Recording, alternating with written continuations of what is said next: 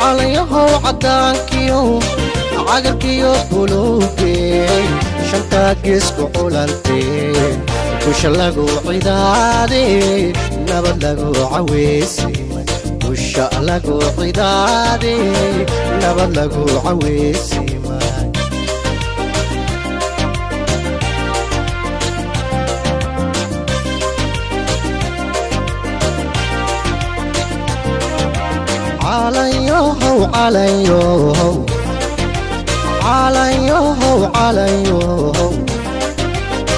عليو عدانكيو عقركيو بلوكي شنطا قسكو علالتي وش لقو عدادي نبت لقو عويسي وش لقو عدادي نبت لقو عويسي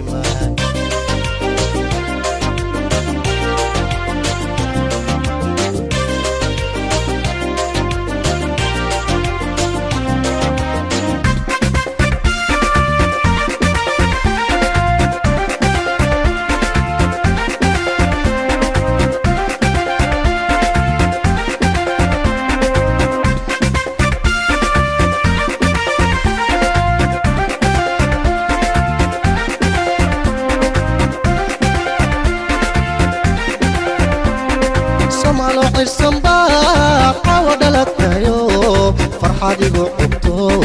عفي ما تلي سمالو عرسن runtii aad baan ilaahay u mahadiisay leh ilaahay subhanahu wa ta'ala halka sukan keenay xafladan qiimaha badan ee dhamaanteen aan isku baranayno kuna soo dhaweynayna masharaxeena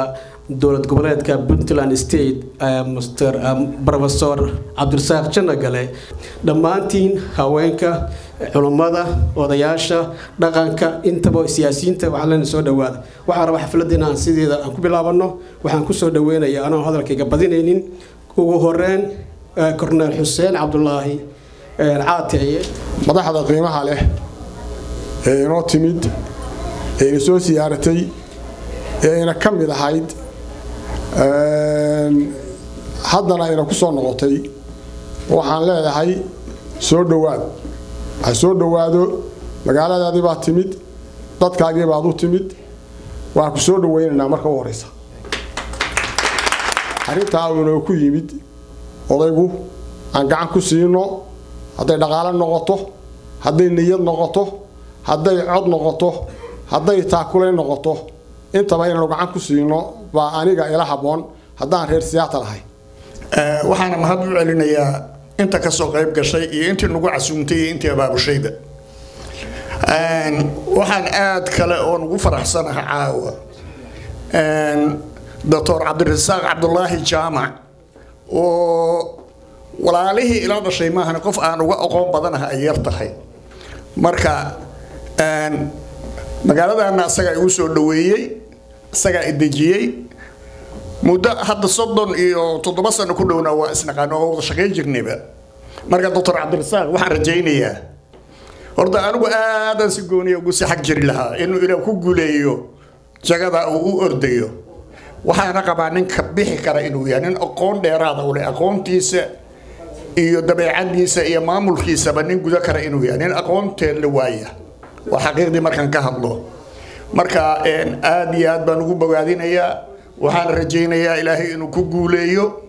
inaan kurteen garab istaagnana waa ku talinayaa nin aan aqoon u leeyahay waaye hawlahaana ka soo bixi kara sida korneelku u sheegayna state uu u ordayaa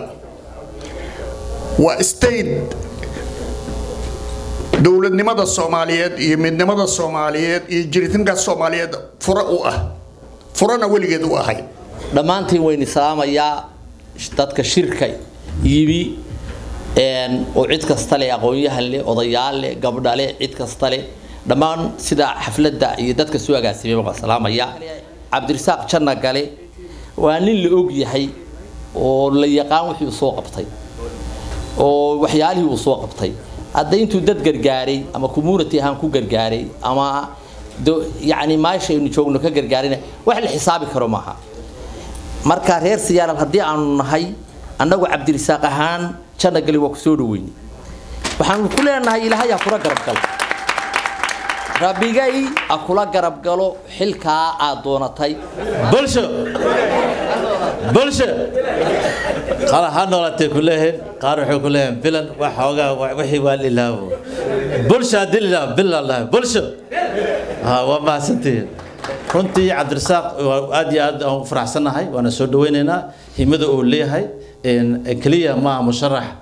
oo Puntland kaliya ma rajeynayno waxaan rajeynaynaa maadaama aqoontiisa iyo kartidiisa ay fiican tahay waxaan rajeynaynaa inuu meel sarana oo si hawsto waxaan runtii aad iyo aad ugu faraxsanahay ninka walaalkii inaan soo dhaweyno oo si farxad soo dhaweyno isla markaana waxa loo baahan yahay ninka garabkiisa inaan istaagna loo baahan yahay taageero loo baahan yahay taageerada loo baahan yahay waxa waaye meesha waxa dadka joogo tartama jiri doono tartanka waxa inaan ka muuqana loo baahan yahay heer Seattle ninka anagu noo jooga anagu inta ka soo baxay waxa loo baahan yahay taageero fiican inaan seeno asi aan taageerno inay naqato kaliya ma caawaan mid kaliya ma laakiin taageero kale oo aan markuu soconayo hawsha hadda bilaawtay ilaa 2009 ka soconaysa waxaan u baahanahay dhaxdeena xataa siyaal ahaan in aan abaabulno aan isxakameeno isla markiina aan taageero fiican aan dhimin dhaqaalahan waa ku maasantiin walaal maxamed daahir oo xagan fadhiya oo runtii cabdisaq jana gale iyo professorka aqoon dheer u leh maadaama nahay magaaladii kow ka soo aga dhigtay haddii la yiraahdo xagee ka timid Seattle uu yahay waxa weeye waxaana saaran culays baana saaran inaan taageerno boqolkiiba boqol aan taageerno midda kale waxa weeye anigu aqoon inta ka durugsan baan u leeyahay markuu yimi roommate baan noqonay ilaa aan maaragtay aan kala baxnay waagi dambe oo xaasasi waxay yimaadeen roommate baan ahayn aqoontaas midna waa u leeyahay waxa weeye ninkaad doonaysa inaad barato xalil ama jidin la cun ama jabad la gal ama jid la mar Soomaaliya waxa weeye inta waa soo wada maray marka runtii aad iyo aad ayaan ugu faraxsanahay caawa inaan qayb ka noqdo xafladan quruxda badan ee lagu soo dhaweynayo walaalkay professor Cabdirisaaq Jaamac xilka uu tartamayo kulli waa arin adag waxyaabaha dhaqaajiyana waxa kamid ah qofka haduu u kaco in ummadiisa uu wax u qabto waxa anaga hadaan nahay shacab nagu waajib ah inaan taageerno marka insha Allah taala anagoo ku hadlayna magaca Seattle oo ku garab taaganahay insha Allah taala xilka uu kacday waana ku taageereynaa waa idin salaamay dhammaan akhyaarta dumarka gabdhaha wiilasha dhalinyarada caruurta kulli ka soo qayb galay caawa xafladda tan aanu ku soo dhaweynayna kuna taageerayna walaalkeen ina kamid ah oo Cabdirisaaq oo inuu ku yimid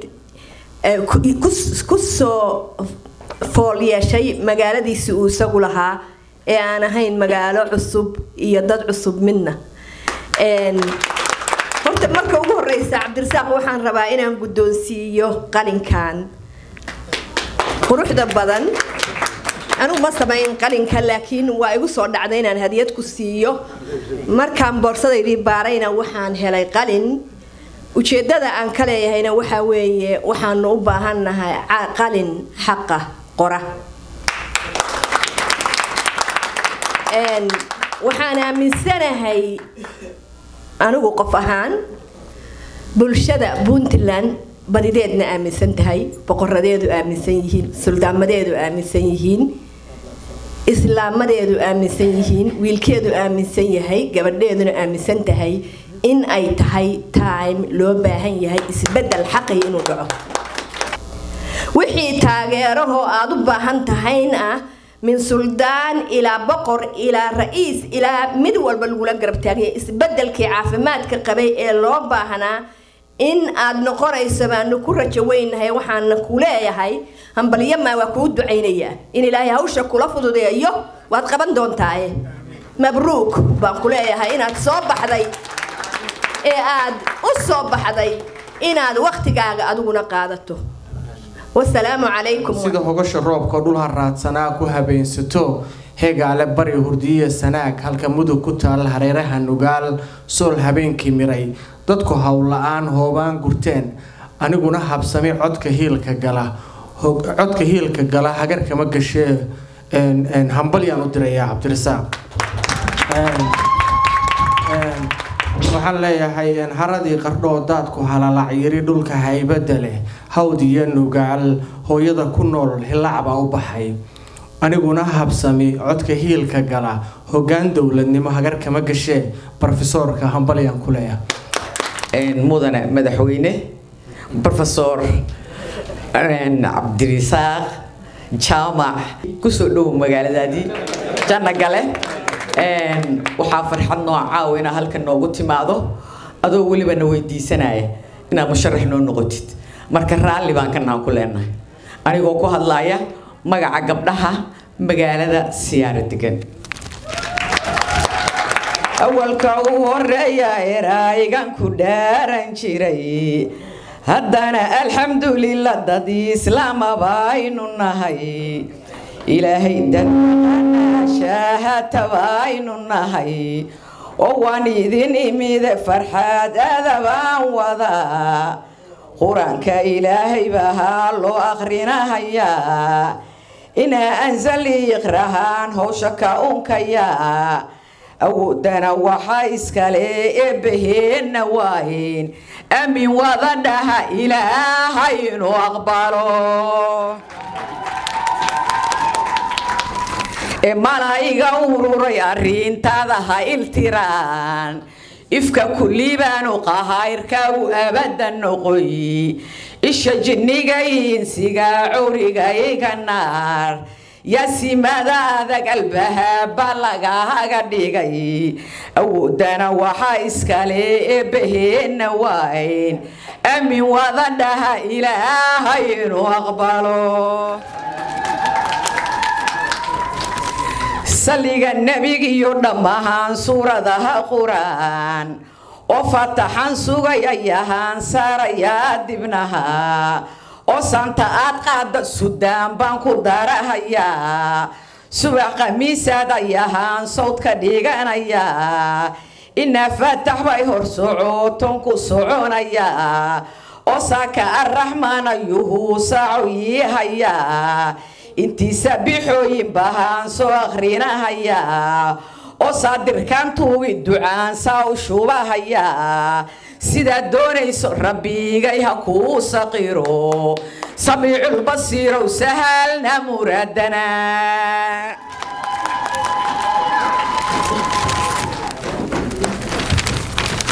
janna galo doora dunido dhan laga yaqaan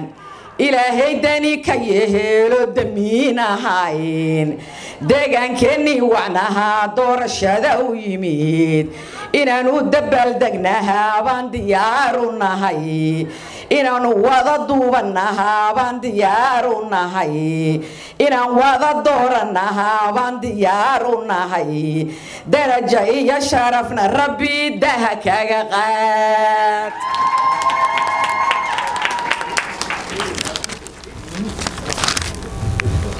ma wala dhigtayo murtiba wax lagu gartaa Soomaaliyo quraar mahan maalin qura helna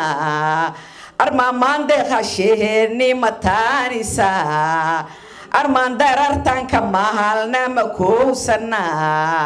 arma calan loo midoobaana loo mudaa arma meydkiya dilkii maalin naga hara armay murugaduna dehaysa qalbiga madow arma janna galaha mudan aan maciinsana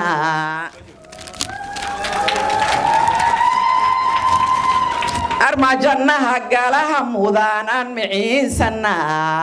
armay Soomaali gidigeedna mahadisa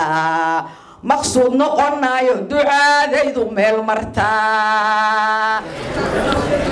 السلام عليكم ورحمة الله وبركاته. أني مقعد وحال دا فرح بشير محمد وحان كإمام مقالة مينيابوليس وحان كجرا one of the people كلا سعودي مشرح محمد حويناها بروفيسور عبد الرزاق janno gale horta aniga ahaantay waxaan kusoo koray waxaan ku dhashay kusoo koray kuna barbaaray Soomaaliya professor wuxuu sheegay Umar Samatar that's where I go to high school gaalkacyo aksankayga adaga ka garan kartaan horta aniga waxay taa muujinaysaa inaan si fiican u fahansanahay waxa ka socda Soomaaliya dadka arkay la foolay waayihii fiicnaa bay ka hadlayaan laakiin unfortunately aniga iyo dadka daadayda waxa waay dadka ay qabtu ka habsatay oo nolol ana ka arkin markay Soomaaliya joogtay waxaan ku jiraa dadkii markii iskuulka privatize noqday oo dadku qabsadeen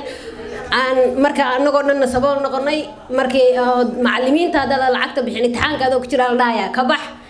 waa waxa kaliya ugu baahanahay ana ku taageerayo professorka maxaa yeelay waan fahansanahay waana dareensanahay waxa meesha ka socdo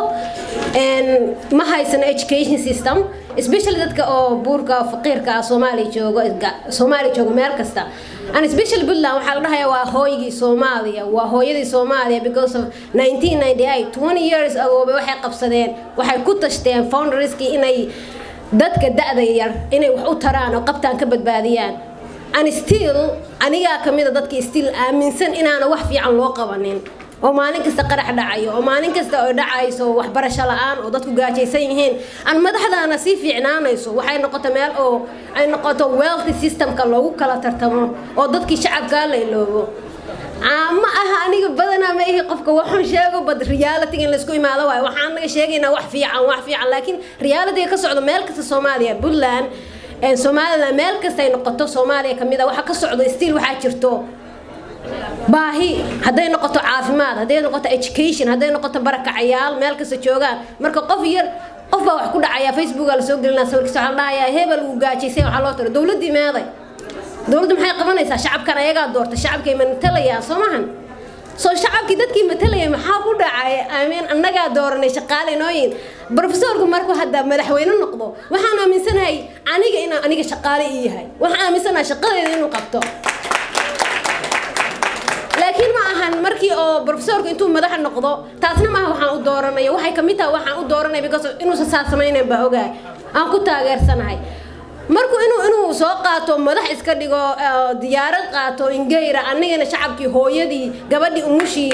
ku dhimanaysa dhexda waxay kaloo tahay ciyaalkeeni wiilasheeni gabdhaheeni waxay ku dhimanayaan badda midda kale aan rabo inaan sheego waxay tahay waxa kaliya asagoo khudbad jeedinayo baan 2012 dhageystay marka aniga waxaan wuxuu igu dhiiriyay inay dad asagoo kale ay jiraan ay Soomaaliya wax ka bedeli karto oo Soomaaliya shacabkeeda fiirinayaan oo education-ka fiirinayaan because education is a foundation haduu qofka education haysan meel kasto ku biiriya waa ignorance diinteena ba sheegto waxa ugu daran waaya ama maadi ama cilmi ama diiniye soo waxaan ku taageeray waxay tahay wuxuu u hayaa lamiisaydisa wuxuu u hayaa kalsooni iyo ra'yi iyo wuxuu u hayaa maxaa la dhahaa hammi inuu Soomaaliya ay sideedii hore ku noqon karto shacabkeeduna ay fiican yihiin bad ilaahay nagu hagaajiyo inaan helno madax sida madaxdu kaliya ma ahana Cabdirasaaq inuu noqoto waxay noqon kartaa city council-ka sidoo sheegayay waxay noqon kartaa madaxa goboleedka midka oo governor-ka waxay noqon kartaa mayorka magaalada waxyaalahaas oo dhan inaan ka sii tabaabushaysanno intaasaan kula hadalkay ku jiray insha Allah hana la taageero أنا كوسي ديران ما يلان هذا الكسيب الصدر وحنو يري عبدي كافي معلن علي داهر على الدان عبد كافي علي مع الدان أو رنتي نو أبوان قبيهان إن عسولات وهذا هو دراضي عبد كافي صدر مركو رئيس واحد سلام يا مرتشرفته وجوه المشرح أنا مدحوين لماذا دولة قبلات الصومالية بلدان مدنة Cabdirasaaq Jaamac Janno Gale marti sharafta kale soo ajiibtay qabaqaabiyaasha xafladan qiimaha iyo qaayaha weyn waxaan rabaa halkaan inaan ka tiriyo gabay la yiraahdo hiil qaran baa la yiraahdaa gabaygan saddex musharax madaxweyne Puntland oo ugu dambeeyo Cabdirasaaq Jaamac Janno Gale baa waxaan siiyay dardaaran midba waqtigeeda ilaahayd waqtigan ay la kulmiyay مدن عبد الرحمن الفرولة إلى أيام الحسين راجية وحنا كلا دردار مكوية تمام قدم عبد المحمد علي قاسم وحنا كلا دردار مشان تمام قدم faroole waxaan ku yidhi mudan madaxweyne waxaan kaa rabnaa 11 qodob inaad noo fulisid 11 iyo 4 lagu daray baan waxaan kala dardaarmay Cabdiweli maxaa halkaas maanta Cabdirasaaq waxaan kala dardaarmay 25 qodob baan kala dardaarmay waxaan rabaa marka 25 qodob inaysan noqonin markuu Ilaahay ku guuleeyo musharaxiinta soo socota teermkiisa markuu dhamaado inaanan kala dardaarmin 35 qodob iyo wax ka badan waxaan rabaa inay dhaliiluhu hoos u dhacaan oo la fuliyo rabitaanka shacabka qaada gabay dhawaan maanan qorin qaabka maansada ee qorshahayga ma ahayn inaan qaaf ka tiriyaa mar haddaan la qaadana wax sheeg qumanayee daato dhaaxaan u qaylinahayo qowl u joogsaday dhaaxaan quraan ugu safiray meelis qiiro leh dhaaxaan qalfoofaan hadleen qaasinoo iriye dhaaxaan qabyaalada lahaa qurun xun weeyaane rajo lagama quustee dalkii qaadir baa u maqane dhool bari ka soo qabaclabaan qunyar u eegaaye qalbigan ku doogaa wanaag ruux ku qaabile ee qodobeeyey wixii maanku qabay waan qadimayaa marka la isku qaaday dagaal la isku qalabaysto qololaan iyo markay qolada kale qiiqa kicinayso qoryaha daryaamaya ee qaaca bixinaya qasnaduhu markii ay martaan qoriga beebeega qoraxduna gabaabsido dhufays baa la sii qodane ninba markuu qiyaasay raggii goobta qoranayay hebeloo qurgaay iyo hebel kaloo qaarka sarahaaday qoomiyado shisheeye iyo Ukraine la isma qalanayne cidda qaybta laga soo jaro la isku qarameeyay waxa xarada qolqolkeedu maran waa halka quraha gudnimada intaan qaadan lahayn nabada qiimeeya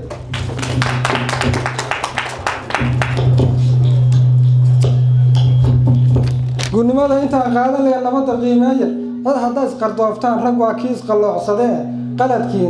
qaladkiina dhaca ceebaha waa la qariyaa nacabkii ku quursada cabdow looma qoorduwe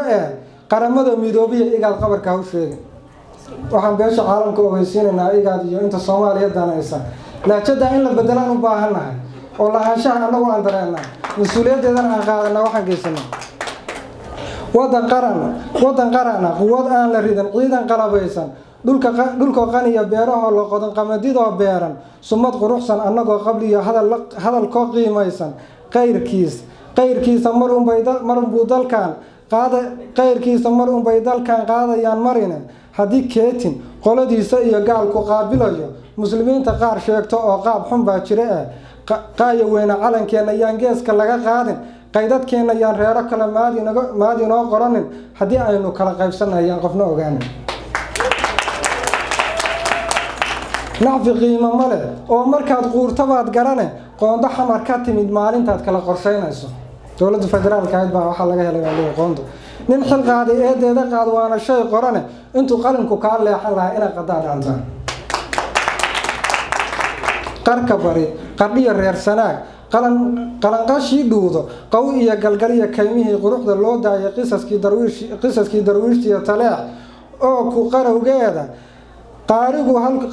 halkuu joogay iyo soolta qanimaysan mudug taa qoqoban iyo nugaal kala qaloonaysa qalax geel dhex joogoo kaliil qaana lagu haysto qaydariyo ugaasoo taqiin afar luqaadkooda qabir laguma daajiyo harweyn dawlis qiro weyne geedna lama qandoodsado sidii qofi la joogaaye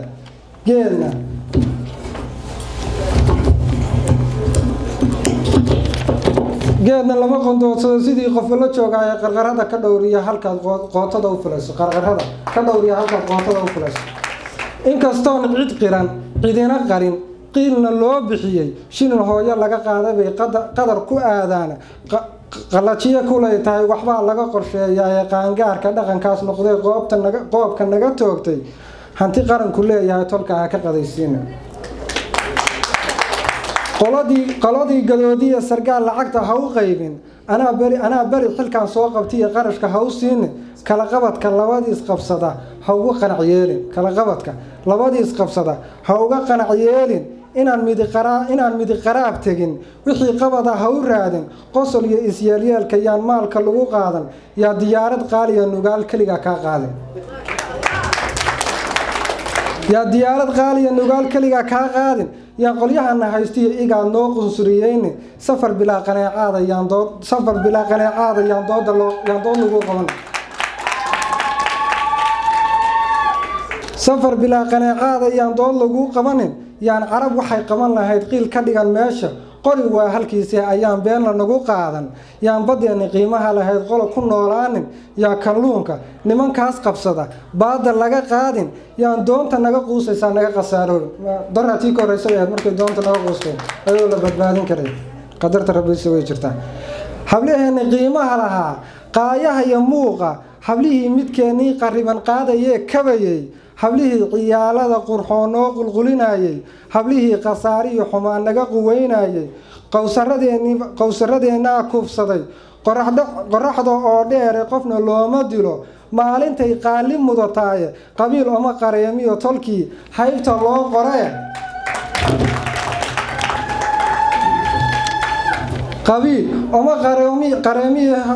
qabiil oma qareemiyo tolkii haybta loo qoraya haddaad qabato kursigaas cabdow quruxsan yahay ooyin ehelkeedu waxamuu qabtee quursi ka ilaali aad iyo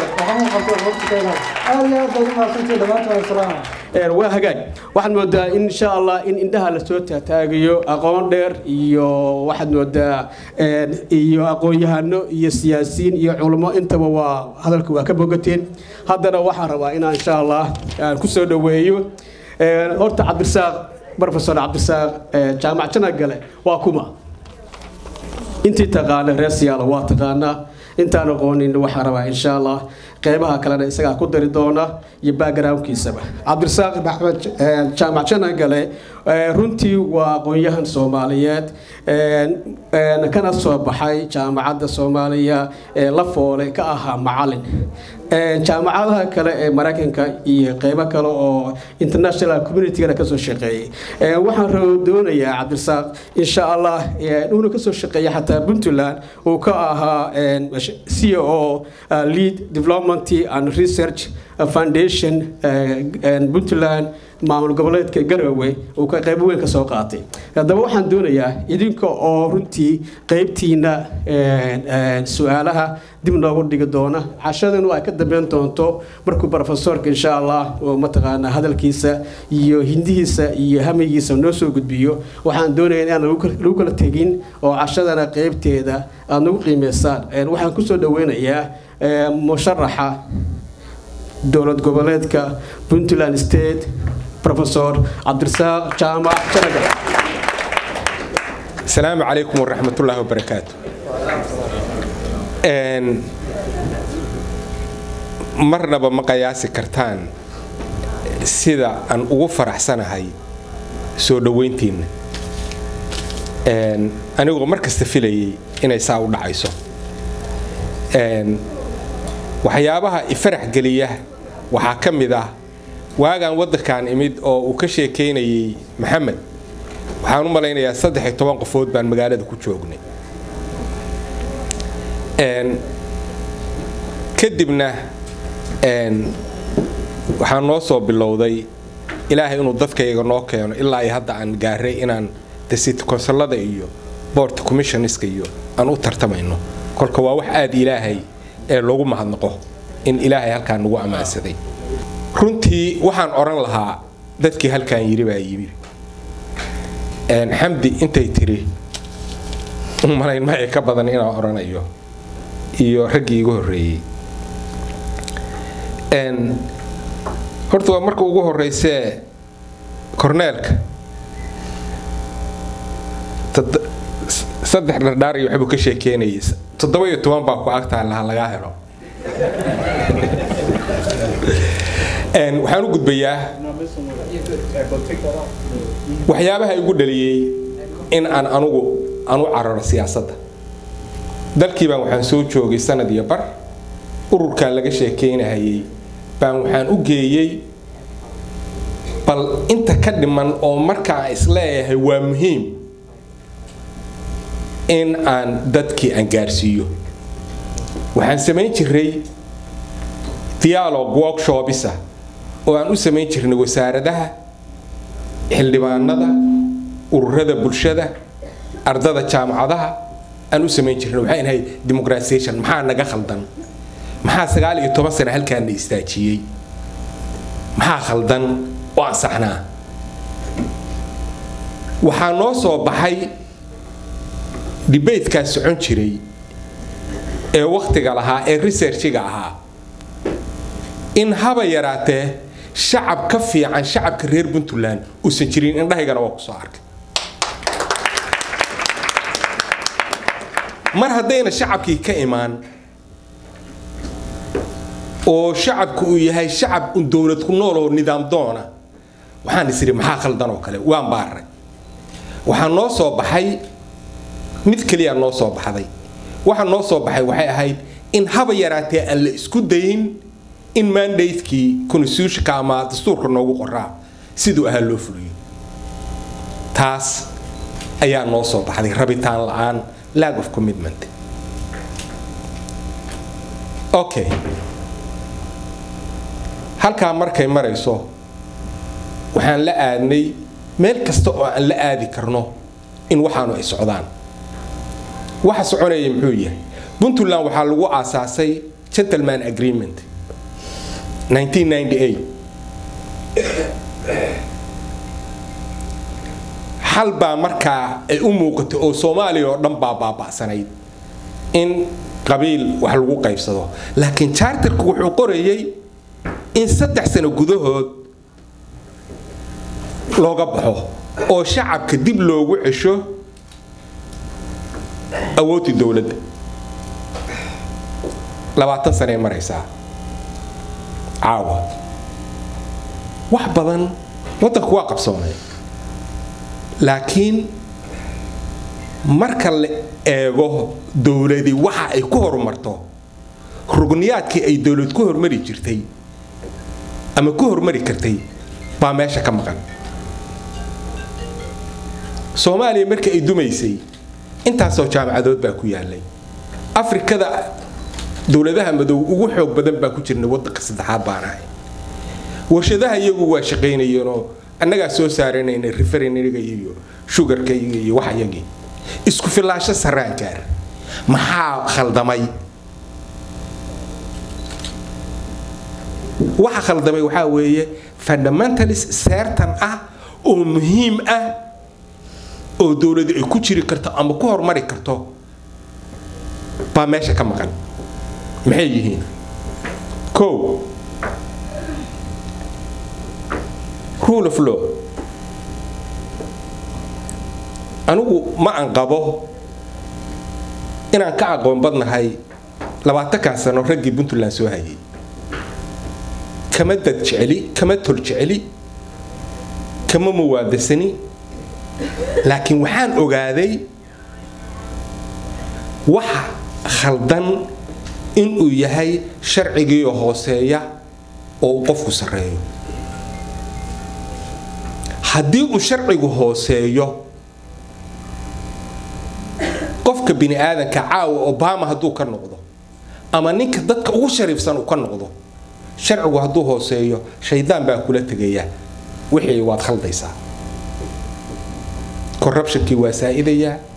cadaalad xumadii waa saa'idaysaa wax qabadkaagiiba xataa siloonaanaya waayo wax kula xisaabtamaya oo ku dhahaya war social contract dadka la gashay fuli haddayna jirin waxa weeye waad seexanaysaa seexashaa dhacday marka seexasho ayaa dhacday maxaa maqan waxaa maqan rule of law in la taago rule of law dawladna wuxuu ku taagan yahay 3 bilar oo ay dawladdu leedahay waa 3 haykal oo ay dawladdu ka samaysan tahay oo isbalance gareeya haddii taa la waayo deewaano gurigeyga maamulanaya waxba ma dhaanto dawladdaas 3 bilar waa maxay oo is eegaya oo isbalance gareynaya ismiisaamaya waa judicial branch-gii ama maxkamadii guddigii fulinta ama executive-kii iyo legislative-kii haddaan 3daa jirin nin kasto aad keentaan anigu haddaan taga xaataa waxba ma samayn karo shacabkiina gacanta uguma celin karo in ay awoodii dawladda ayagu ay qaataan ee 20 sano lagala maqan yahay ballankuna uu yahay in 3 sano gudahood ugu cisho taasi waxay keenaysaa marka in ay timaado furfurasho tii Soomaaliya ku dhacdo kala inay timaado ba dhici karta weyn u badanta way wax haday salka ka xumaadaan ma socdaan maxaan anigu marka arinta aan uga bixi karaa ilaan waa wax jira dib jira weeye waxaan uga bixi karaa waxa weeye marka ugu horeysaba in aan saddexdii heykal ay dawladdu lahayd aan dhameystiro in maxkamadii dastuurka aan magacaabo maxaa loo magacaabi lahayd waa bilar dhan weeye oo maanta hadduu crisis constitution ah oo wadanka ku dhaco waa baashi lagu kala badbaadi lahaa horta taa waa inaan dhisaa labo saa inii sheegay ninna kama fiicni shaydaankuna keligay kama xijaabni waxa weeye waa in wax iga sareeya oo corruption kan baahay oo meesha u gaaray ana maanta iniga sheekeyn karin oo magaalada iyo meel kasta lagu hadaaqayo ninaan 4 milyan haysan madaxweyne ma noqon karo oo maalin cad hay'adihii dawladda ugu sareeyay ay laaluush isku weydaarsanayaan waa qaawanaan cad weeye that's wax aniga idhibay oo aan u cararayo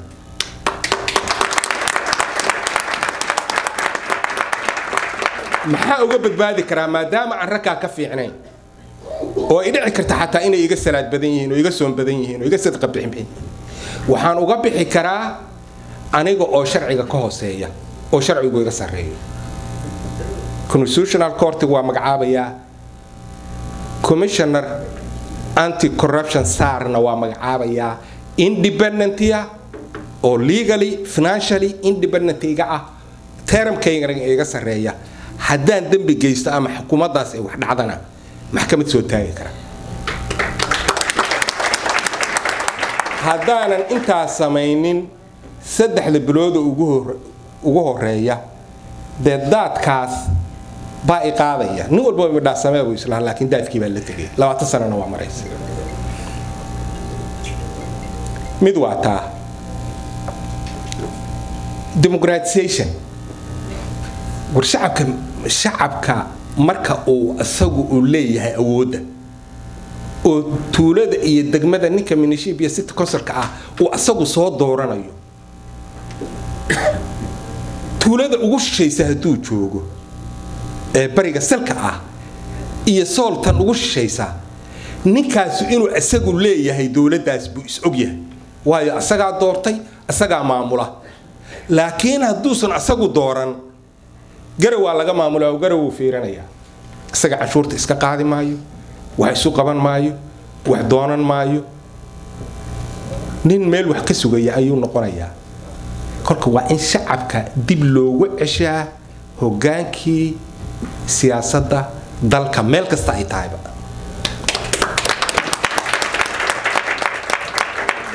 weliga afka ka dhe 4.5 dooni mayno adeer 4.5 sidaad uga bixi lahayd baa lagaa rabaa dooni mayno kugu dayn maayo sidaa uga bixi lahayd baa lagaa rabaa democratizationka waa very simple in la qabto dhaqaalaha uu kaaga baahan yahay baa yar laakiin waxaan ogaaday inayna jirin rabitaan wax la yiraahdo commitment in la sameeyaa qasab ma ahan 100% in wadanku democratic election uu ka dhacay maraykanka kusa ka dhicin inta codaysa waa taqaanaa waa garanaysaa waxay u baahan tahay wax yar oo haddii la helo 15% 20% wax eeg oo dimuqraadiyada haddii ay soo baxdo kan ku xiga waxa weeye waa 40% 50% ilaa meeshii la rabaa la gaari kara ma ahan qasab in dadkoo dhan la tiriyo laakiin haddaad samaysid certain principles or core fundamentaliskii dawlad dimuqraadiyad processkii loo mari lahaa waxa ugu horeeya oo kamid ah inaa independent commission oo election aad saartid waxa kuugu xigaa in aad samaysid guddigii demarcationka u samayn lahaa Puntland hadda qolaalahayd qolo walba sanadka ugu dambeeyay waxay tiraahdaa democratization baa sameynayna waradeerow maxaa 40 sano ka horeeyay aad wax uga qaban weyday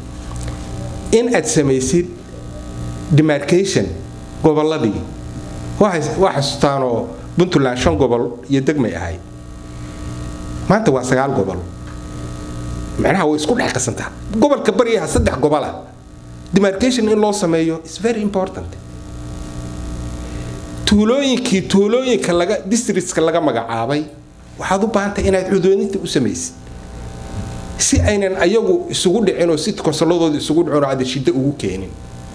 kowta waa loo baahan yahay waxa u baahan tahay oo kale in meelaha la degan yahay wadanku saa uma weyna meelaha la degan yahay oo lagu badan yahay in aad ka samaysid voter registration inaad dadkii codbixintii aad samaysid waa wax la samayn karo ardadaada samayn karta askartaada samayn karta wadanka hal mar laga samayn karaa 3 maalmood baa lagu xiri karaa inta haddaad samaysid axsaabtiina aad samaysid waxaad u baahan tahay oo kaliya markaas inaad tiraahdo come on xisaabta ayaga dhaqaalahooda wata wakaas u tartamaysid konsoladii iyo gobolkii iyo saddexdii xisbiyo ku soo baxa baabaar dawladda dhaxana u tartamaysa waxa jira wax la yiraahdo ayadana rugni kale oo wadanka hadii laga waayo wadankaasu uu san ahayn wadan degan waa dhaqaalaha halkee buu marayaa maanta dadka Soomaaliyeed ee dibadda ku nool oo hantida leh hantidoodii waxay la fadhiyaan South Africa iyo East Africa iyo Dubai iyo meelahaas la wada fadhiyaan qaarna halkaan ay la fadhiyaan maxaa u diiday ma dalkeen nacab yihiin oo Soomaali bay waxay ka jecel yihiin South African maya ma aha waxa way waxaan loo sameeynin environmentii ama dabeecadii soo jiidan lahayd in dadkaas ay wadanka invest gareeyaan oo lacagta gashtaan tiiba la laayay maxaa lagu laayay maxay tahay cilada jirta wadanka Soomaaliya oo dhan Puntland ma aha oo kaliya Soomaaliya oo dhan waxa weeye financial institutions ama hay'adihii lacagaha waxa weeye ma jiraan yaa wadankii tagay maskiinka ku tuugsanaya wuxuu ku leeyahay adeer numberka igu soo shub hawa wax lagu kala gadanayaa macnuhu waxa weeye wax kasta oo sale ah oo dhacaya waxa weeye waa wireless mobile transfer mobile transaction baa lagu kala gadanayaa adigii wax gatay lacagtii ma haysid 3 company hawa halka kugu jidha alla ilaahay lacag baa igu jidha ki wax baxshay waxba ka go'ay baa leeyahay laakiin wax ka go'ay wax kale ma yaqaan 3 company baa wadankii dhaqaalihiisii haya annaguna hawa wax ku kala gadanayna maxay keentay hawada wax lagu kala gadanayo waxay keentay maxaa la kala gadanayaa oo wax lagu kala iibsanayaa war shilinka hadii wax lagu iibsan lahaa wax dhan buu ahaan lahaa dollar baa wax lagu iibsanaya war Soomaaliya adoo jooga qofku meequu qaataa dollarka wax ku gadanaya haday universal node money-ga yagi haduu noqday dollar shilinkii muxuu noqonayaa ana shilinkii devaluation baa ku dhacay waa baaba'aya disuse baa ku dhacaya dollarku haduu ii istaagi lahaa oo 3 company ee wadanka haysta oo taqaanaan ay wadanka ku hayn lahaayeen oo wadanka ay gali lahayd oo waxa ku jira xoolaha dhoofineynay kulunka dhoofineynay wax alla waxa aan dibadda aan geenaynay baa mushtari hayo dhan iyo waxa aan diro 3 company 3 diyaaradood baa yimaadeen 3 maalmoodba waxa timaada diyaarad oo qaada dollarkaas oo geysay Djibouti war ma lacagta ma Djibouti baa leh horta waddanku kaasuu maraya haar karansi male oo waa baxdaa shilinkeenni devaluation baa lagu riday ganacsatana ma imaan karto inta ay waxaasi jiraan waddanka ma investigaysan karaan ilaa iyo financial systemka la taago taasaa hubaala maxaan ka qaban karaa marka taa waxa aan ka qaban karo waa wax weyn waa in la soo saaraa Kenya yaa tagay wire transferkaas waxbaa lagu kala gataa laakiin dollar laguma gato M-Pesa lagu gadaa in wire mobile transferka lacagteeda totally laga joojiyo oo la soo saaro policy enforcementgeeda leh totally in la joojiyo in dollar lagu gato oo shilinka lagu bedelo oo shilinka wax lagu kala gato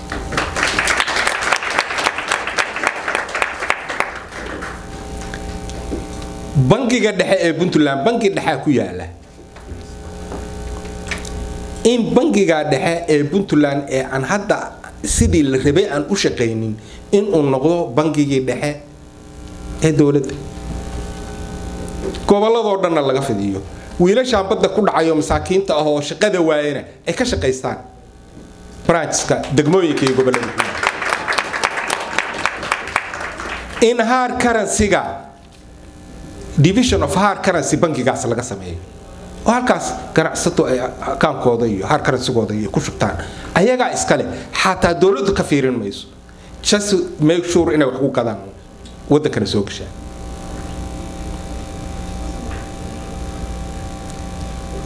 kambaniyada tan xawilaadaha ah ee bangiyada ah in laga dhigo bangiyo dhab ah oo uu bangigaas dhexe u oversee gareeyo in laga dhigo waa u baahan yihiin laftigooda in laga dhigo maxaa marka kuu hagaagay waxaa kuu hagaagay hard currency-gaagii waa kuu fariistay financial management-gaagii waa kuu fariistay no more oo dollar wax lagu kala gadanayaan dadka la dhibin shilinkii ha shaqeeyo waa inaa marka u saamaxdaa ganacsatada Soomaaliyeed iyo kuwa shisheeye in aad u samaysid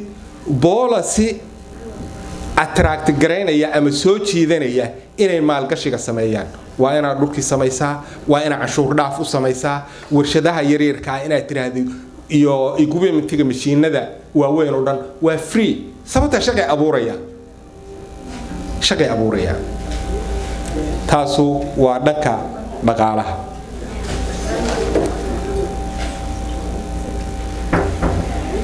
waxaa jira arrin aad iyo aad muhiim u ah oo waddan kasta haddii taa laga waayo waddankaasu uu noqonayo waddan dibudhac weyn uu ku dhaco ama keeni kara in uu dhaco uprising ama khalkhal nabadgelyo keeni kara waa waxbarashada sidaa ka warhaysaan Soomaaliya ardada wax dhigata oo iskuul gaaray waa 30% 70% caruurteeni iskuul ma dhigtaan imagine marka jiilka annaga bedeli lahaa haddii 70% ayna waxba baran waxa weeye waxa kugu dhacaya inaad maskaxdii aad ka gurtay maskaxdaadii baa guraysa mana helaysid shaqaalihii xirfadda lahaa ee waddanka hanan lahaa 30%-ga soo haray oo waalidkooda awooday ama adinku aad u dirtaan waxbarashada 30% waa inta adinku u dirtaan waa odagii shan lahaaba dema $20 buu bixin karaa bil kasta waa inuu wiil iska diraa iskuulka u diraa inta kalena guriga iska joogaan adeer 30%-ga oo soo hartay maxay ku sugan yihiin waxay ku sugan yihiin dugsi sare ka soo baxeen markay dugsi sare ka soo baxaanna meel ay ka shaqaystaan ma lahan xirfad ay ku shaqaystaanna ma lahan waddankoo dhanna karaani ma noqon karo karaaninimo kaliya yaqaani inay warqad qori karaan maxaa loo baahan yahay marka si 70%gaasu ardadaas xuquuq u yeeshaan waa in waxbarashada hoose ay free noqotaa oo arkasta xaq u yeesho maxaa lagu samayn karaa waxaa lagu samayn karaa dugsiyadii aad ka soo baxdeen oo Cumar Samatar iyo Gambool iyo 15 May aan ka soo baxay baa kullu waxay yihiin privatization oo ciyaalkii lacag looga qaataa dad baa iska leh haradeero dad ma lahan cashuur baa lagu dhisay waa school public ah schoolskii public ahaa oo ama qasabka ha ahaadaan ama ka horeeyeen kulli waa in laga wada baxaa oo aan ka dhigaa public schools dib ugu soo ceshaa odagii afarta kaga maqnay odagii halka cunug u dirsada meesha afartii kalena ha u diro galaaska ha fariistaan in la derdergeliyo in iskuulaadkii public schoolka ahaa dhismihiisa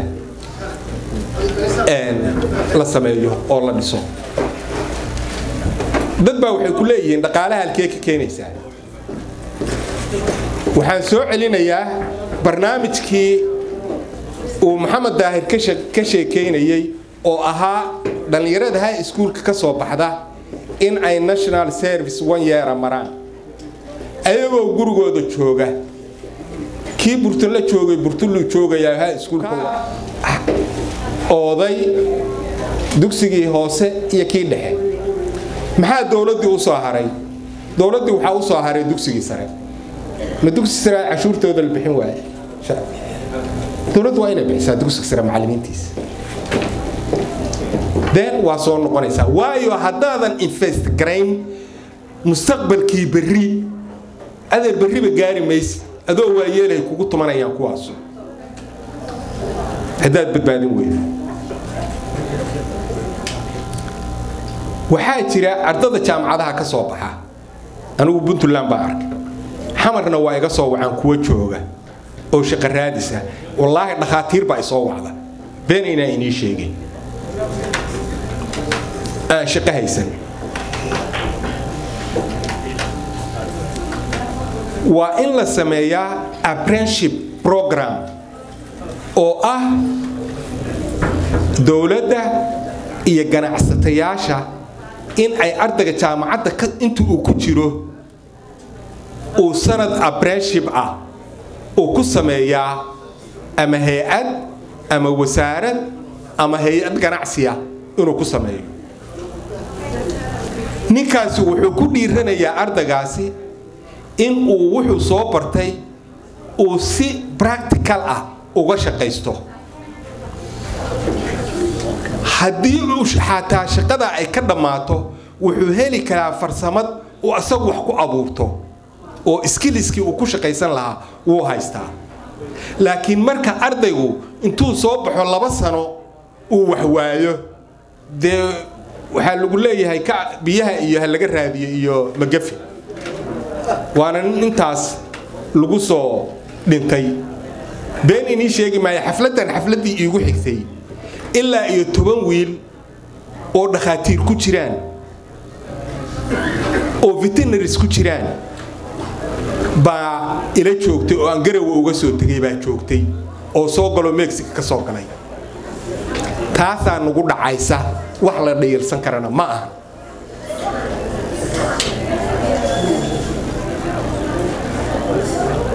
waxbarashada Soomaaliya taala waxay u baahan tahay renovation in lagu sameeyo isbedel in lagu sameeyo waxbarashada taala waa tii high school ku taqaaneen oo inii sheegayo oo karaanigaas umaduna karaani ma wada noqon karto waxbarashadu waa in ay koobi kartaa ama ha qabtiri kartaa resource-gaaga dhaqaalaha ah wuxuu yahay xoolihii beerihii kalluumaysigii caafimaadka iyagii laftigiisii macdantii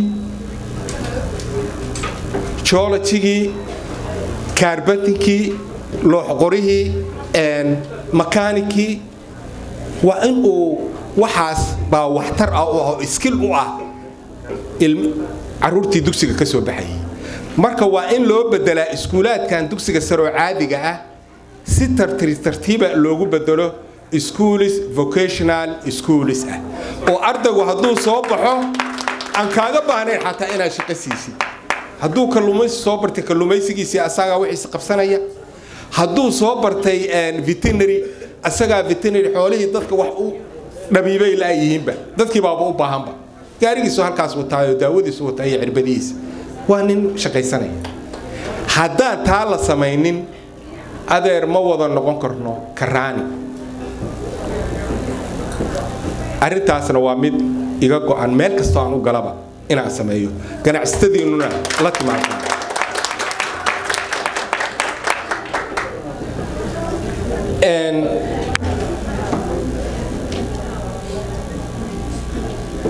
amniga waddanku khatar buu ku jiraa khatar wuxuu ugu jiraa Soomaaliya sidaa ka warhaysaan waxay noqotay safe haven-ka hadda meelaha buuraha oo lagu badbaadi karo oo qoladii ISIS-ka ahaa Syria iyo Iraq iyo Yemen ka soo jabtay meelaha ay safe haven-ka ugu habboon oo ay geli karaan oo ay ku badbaadi karaan oo ay howlahooda ka fushan karaan waxay noqotay Soomaaliya waliba buuraha bari caluula iyo qandala iyo goolis iyo waxay noqotay meelaha xataa diyaaradaha hadii loogu tago aan waxba la waqaadi karin waana reportka hadda ka soo baxay UN-ka November 9-ka ka soo baxay waxaa lagu qiyaasaa average marmar bishii 3 markab 3 doon inay officials ah oo Iraaniyaan iyo leeyihiin in ay xeebaha ku soo xirtaan ayagoo hub wada average hal markab inuu ku soo xirto buulaha qandala iyo caluula doomaha dheereeya oo Yemen oo habeenkii orod ku imaan kara ayaguna rag inay wadaan saas ay tahay baabadii misana cilada ninka waxaad ka adag tahay hadaad 500 oo wiil oo xeebtaas ilaalisa halista aad dhigtid intuu soo degin waad ka adagta laakiin mar hadduu buurta ku galo waa dhibaato horta dhibaatadaas waa jirtaa ilaahay naga badbaadiyo laakiin waxay u baahan tahay feejignaan iyo si degdeg ah in meeshaas wax looga qabto oo ciidamada la geeyo qoladii annaga ahayd oo wadaadka iyo aqoon-yahanka mooyee qof kale aan dilaynin oo caruurtii gadanaysay gaajada aan shaqada haysan ayaguna waa joogaan oo al-shabaab iyo ayaguna wadankii waa joogaan oo meesha waa ku jiraan ayaguna waxay u baahan yihiin in la iska dhacsho in shacab iyo dowladba ay iska dhacshaan maxaana la isaga dhicin karaa warnin askariyaho dee boosaaso xeraa ku jira adeerow buurtaas hoosteeda intelligence-geeda ma heli karo waxaa loo baahan yahay in human intelligence in la gasho dhulkaas oo dadka reemiga ah iyo la wada gasho ayagu ha soo sheegaan meeshay marayaan waa in ciidan intelligence-giisa leh center of command-kiisa leh la dirira qolyahaas la sameeya haddaan taa la samaynin waxaa weeye 20 sanaba waa saas ay isu ceyrsaneen laga bixi maayo kolka ciidanka iyo amniga in la dhiso waa important waliba ciidanka moralkiisa iyo mushaarkiisa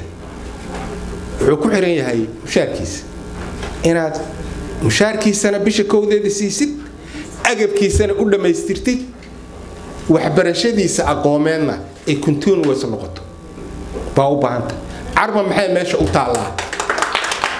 waxaa jooga hadda Puntland oo anigu aan ku soo arkay saraakiishii korneelada ah oo Russia ka soo baxay dhallinyaradii ka soo baxday kuliyadda dagaalka ee Mareykanka dhallinyaradii ka soo baxday Modern Italiana waa wada joogaan halkaasay wada baararka la fadhiyaa laga shaqaysiin maayo waxay ahayd xerada Cirma inay noqoto xero laga soo saaro ciidamada tababaradooda waxaad maqlaysaan ciidan baa gadooday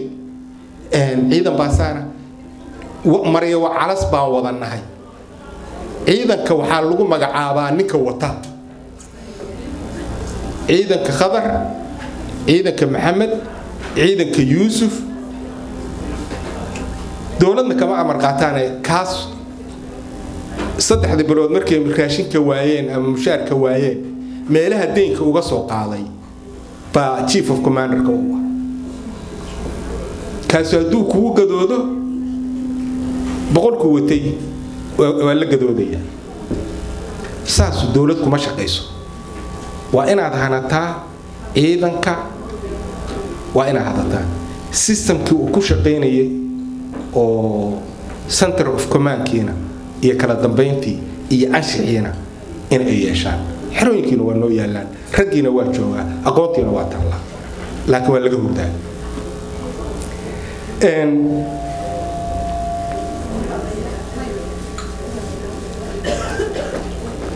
aniga iyo iska warankayga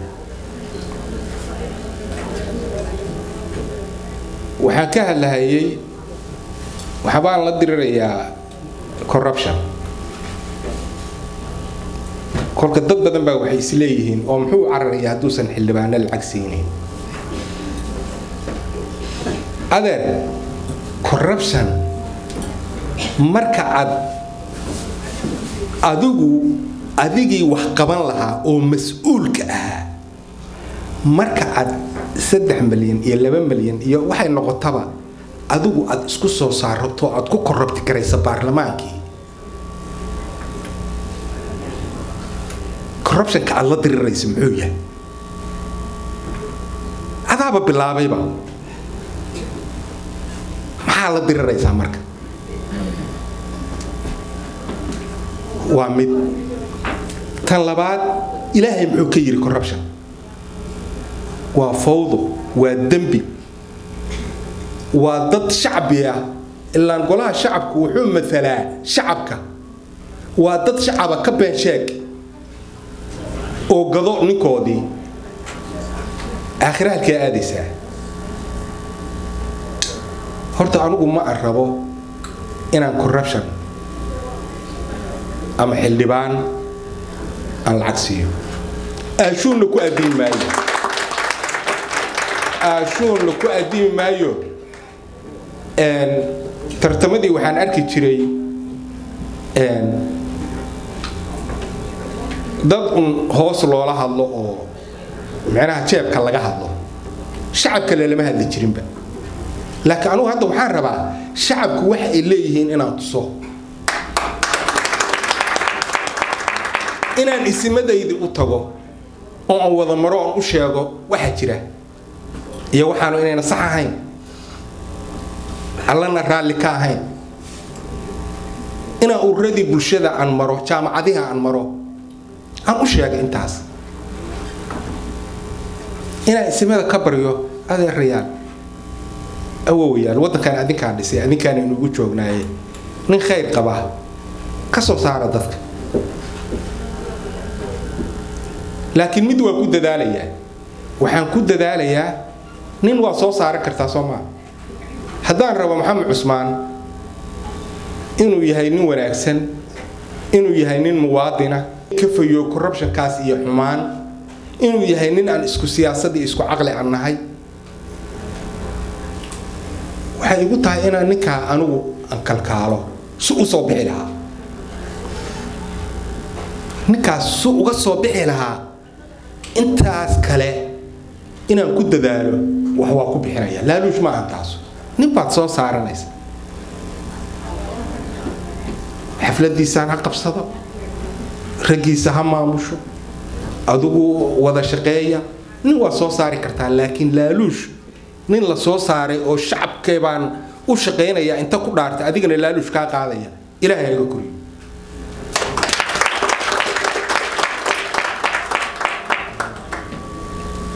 ilaahay hayga koriyo arrinta ugu dambaysa oo aan rabay inaan taabto waxaa weeye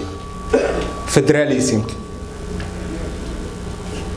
Soomaaliya waxaad ogaataan Soomaaliya in ay tahay adigaas jirkaaga haddii gacantaas ku xanuunayso tanna ma fayooba dabka tan qabsaday tanna waa haystaa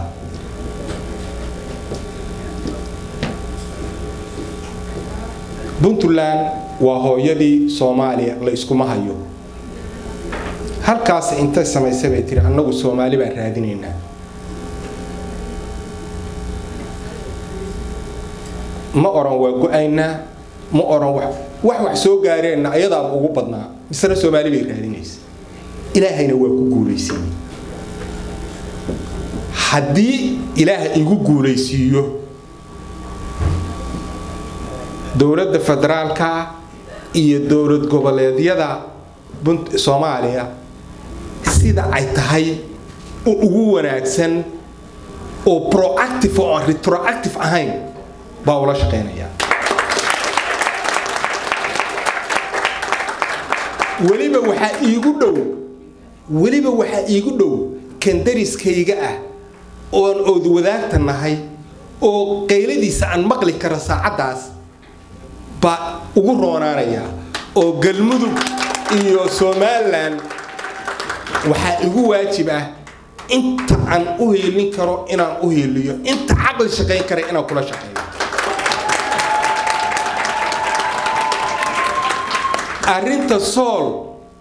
oo taagan adeer waa mar hadduu kaa xumaado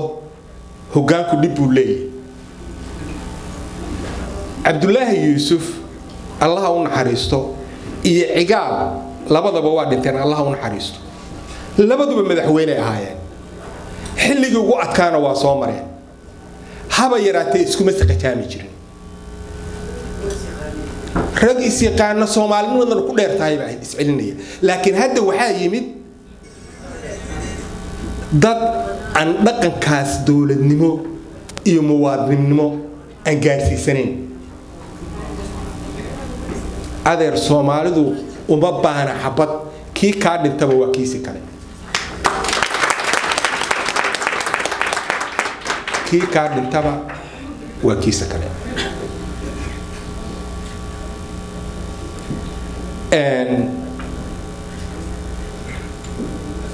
mar labaad mar saddexaad aad iyo aad baan waxaan inaga mahad celinayaa sida sharafta leh waqtigii yaraa iyo sida ay karaameyseen marna ma malayn kartaan sida qalbiga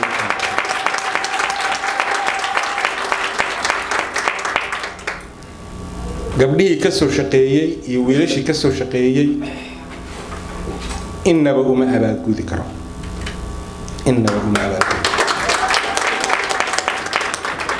ogaadana magaalada tan waa saan inii sheegay this my home city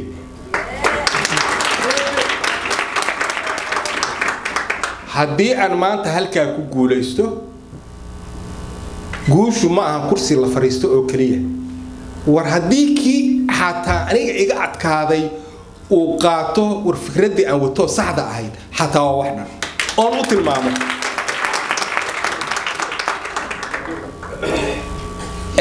adinkaa iskale waayo adinkaa inagu soo dhex barbaaray adinkaa shaqada inagu bartay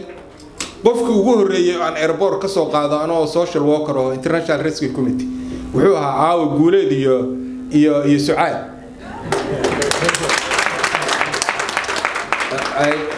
ma aqaan April iyo ma